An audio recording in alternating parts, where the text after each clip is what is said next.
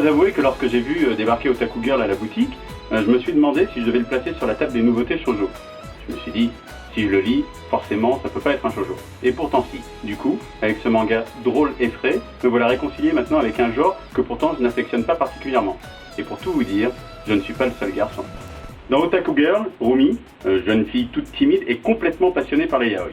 Les yaoi sont des mangas qui mettent en scène des romances entre garçons. Et c'est un genre très populaire auprès des filles. Tout ça pour dire qu'à force de baigner dans cet univers, la petite Rumi voit des gays partout. Elle s'imagine des histoires entre les garçons de sa classe, et c'est là que ça commence à poser problème, puisque Abe, lui, tripe sur Rumi.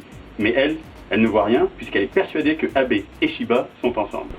Et pour votre info, il faut savoir qu'Otaku Girl rencontre aussi beaucoup de succès au Japon, et du coup il bénéficie d'une adaptation en drama, l'équivalent des séries télé pour le Japon. Basé sur le principe des quiproquos à tout va, Otaku Girl vous transporte de situation en situation, plus cocasses les unes que les autres.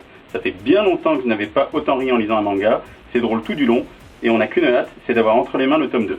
Alors les filles, pas de soucis, vous pouvez embarquer sur ce shoujo les yeux fermés, et les garçons, vous mettez votre macho attitude de côté, vous venez découvrir Otaku Girl, et ne vous inquiétez pas, on vous le mettra dans un petit sac très discret.